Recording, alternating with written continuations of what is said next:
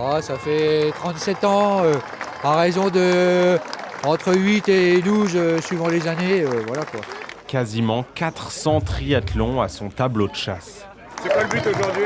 Aujourd'hui, c'est d'arriver au bout sans bobo, avant la fermeture de la buvette.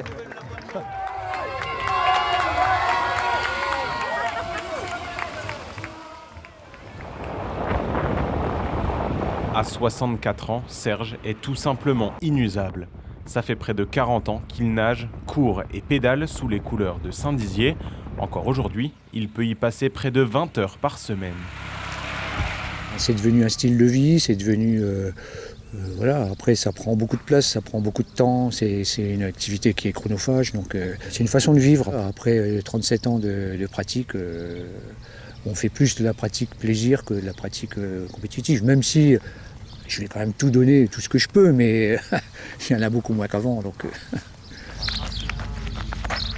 Par rapport à la natation ou au vélo, pour s'appuyer c'est plus difficile. C'est une discipline où on n'est pas porté, on a tous les chocs, le poids de corps on l'a aussi, donc par rapport aux meilleures années c'est là où j'ai le plus perdu.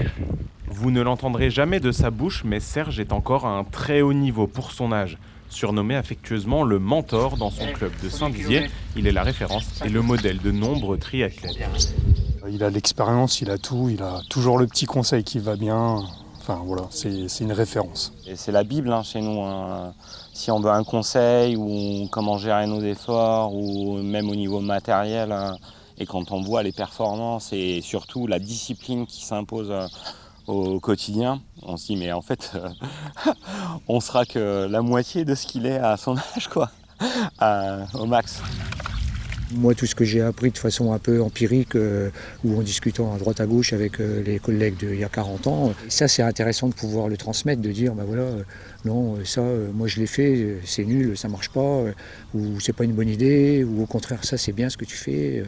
Voilà, c'est intéressant dans le relationnel de pouvoir transmettre cette envie de se bouger, de faire du sport. Il faut dire que cet ancien instituteur a des choses à transmettre. 2003, c'est le premier à envoyer celui-là. Derrière lui, des milliers d'heures d'entraînement, des centaines de triathlons bouclés et par deux fois, les mythiques championnats du monde d'Ironman à Hawaï.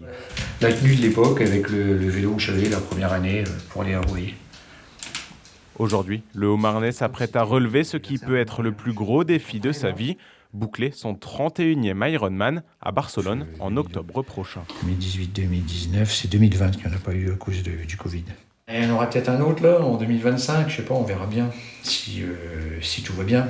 Si ça se passe bien, il y en aura un autre, si ça se passe pas bien, ça sera terminé pour les Iron. Et si ça se passe pas trop mal, il y en aura peut-être un autre l'année prochaine, en 2026, pour essayer une troisième qualif, mais là, c'est plus qu'incertain. Un troisième dossard aux mondiaux d'Ironman viendrait paraffer de la plus belle des manières sa carrière de triathlète. Il s'arrêtera peut-être de courir après ça, ou pas.